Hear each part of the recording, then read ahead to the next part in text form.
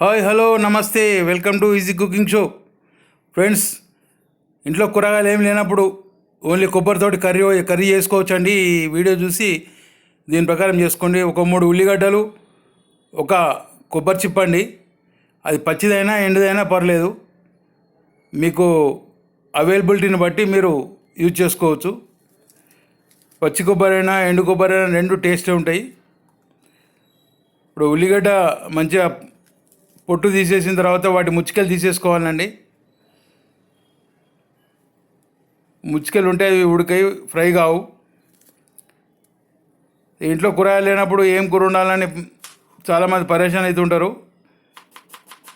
Just ఏం లేదండి, ఉల్లిగడ్డ కొబ్బరి ఉంటే సరిపోయా, మంచి కమ్మని కూర తయారవుతుంది. చాలా టేస్ట్ ఉంటుందండి. ఒకసారి వండుకున్నారనుకో, ఇది చికెన్ మటన్ ఎంత టేస్ట్ ఉంటాయో ఇది కూడా అంత టేస్ట్ ఉంటుందండి. తిన్నా కొద్దీ తినబుద్ధి అవుతుంటుంది. పిల్లలు కూడా మంచిగా ఇష్టపడతారు ఇది కర్రీ.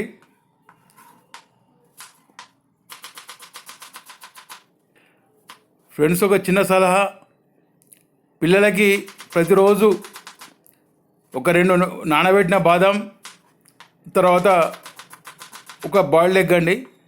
ఒక బాయిల్డ్ ఎగ్ తినని వాళ్ళైతే ఒక గ్లాస్ పాలు ఇచ్చినట్టయితే వాళ్ళకు కంటి చూపు బాగుంటుంది. వాళ్ళ కళ్ళద్దాలు పెట్టవలసిన అవసరం రాదు. వాళ్ళకు 1 year ఏజ్ నుంచి వెళ్ళి కంటిన్యూ చేయండి. This is a small advice. అంతేనండి. ఉల్లిగడ్డ మంచిగా సన్నగా తరుక్కున్న తర్వాత ఈ కొబ్బరి ఏదైతే మనం చిన్న చిన్న ముక్కలు చేసుకున్నామో దాన్ని మిక్సీ పట్టుకోవాలండి. మెత్తగా చేయాల్సిన అవసరం లేదు, బరక చేసుకుంటే సరిపోతుంది.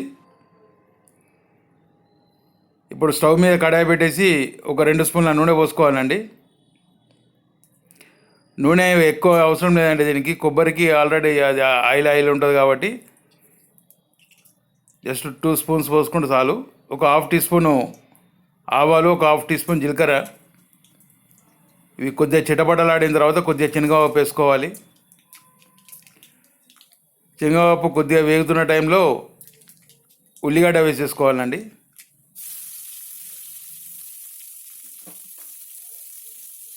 ఈ ఉల్లిగడ్డ కొద్దిగా లైట్గా వేగాలంటే ఎక్కువ బ్రౌన్ కలర్లోకి రావాల్సిన అవసరం లేదు. ఒక 2 నిమిషాలు వేగితే సరిపోతుంది. ఒక 2 సార్లు కలుపుకోవాలి నిమిషానికి ఒకసారి.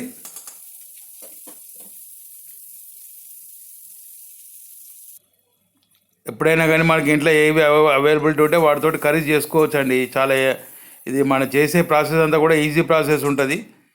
వంటల టెన్షన్ అనేది అసలు తీసుకోవాల్సిన అవసరం లేదు. మనం కొద్దిగా కరివేపాకు వేసుకోవాలండి. కరివేపాకు ఆకులు పెద్దగా ఉంటే వాటిని కొద్దిగా సుంచి వేసుకోవాలి.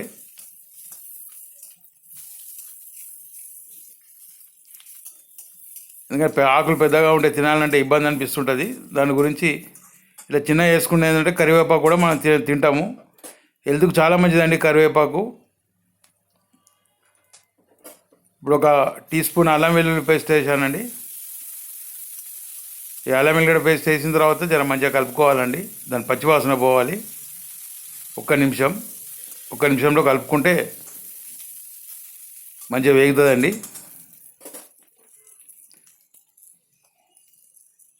అల్లం వెల్లుల్లి వేగిన తర్వాత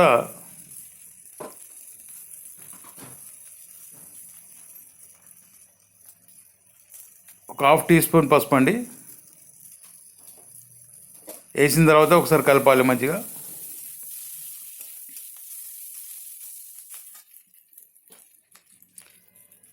ఈ పసుపు వేసిన తర్వాత ఒకసారి కలిపి తర్వాత కొబ్బరి పొడి ఏదైతే ఉందో అది మొత్తం వేసేసుకోవాలి. మిక్సీలో ఏం లేకుండా మొత్తం కొబ్బరి పొడి అంతా వేసుకోవాలి.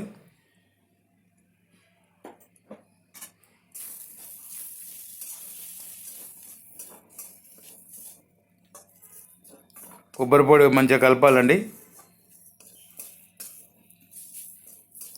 ఇప్పుడు మంట లో ఫ్లేమ్లో పెట్టుకోవాలండి కొబ్బరి పొడి వేసిన తర్వాత, లేకపోతే కొబ్బరి పొడి మాడిపోయే అవకాశం ఉంటుంది. లో ఫ్లేమ్లో పెట్టుకొని చేయాలి ఇప్పుడు వంటగా. ఒక్క నిమిషం తర్వాత మళ్ళీ ఒకసారి కలుపుకోవాలండి.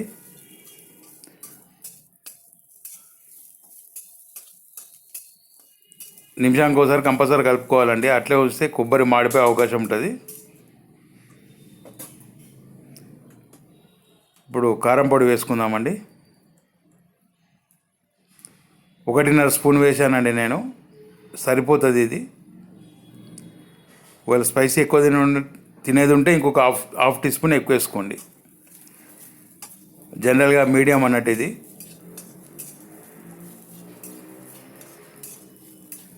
కారం పొడి వేసిన తర్వాత ఒకసారి మంచిగా కలుపుకోవాలి.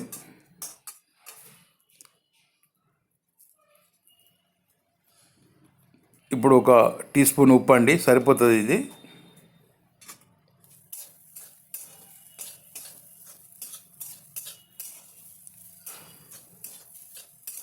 ఇప్పుడు మీకు మంచిగా వేగాలి అనుకుంటే కొద్దిగా ఆగవచ్చు, లేకపోతే ఎంబడే ధనియాల పొడి 1 టీ స్పూను, ఒక half teaspoon garam masala వేసుకొని కలిపేసుకుంటే రెడీ అయిందండి ఇది. కొబ్బరి కర్రీ అనుకోవచ్చు, కొబ్బరి ఫ్రై అనుకోవచ్చు, ఎట్లా అనుకున్నా పర్లేదు.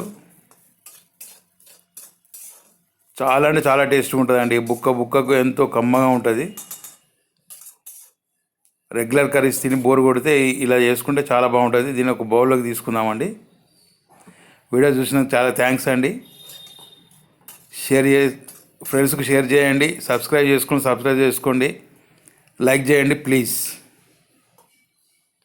ఇట్లు మీ ఈజీ కుకింగ్ షో వెంకటరెడ్డి. చూడండి ఎంతో ఎమ్మీగా కొబ్బరి కర్రీ ఆర్ కొబ్బరి ఫ్రై. Thank you.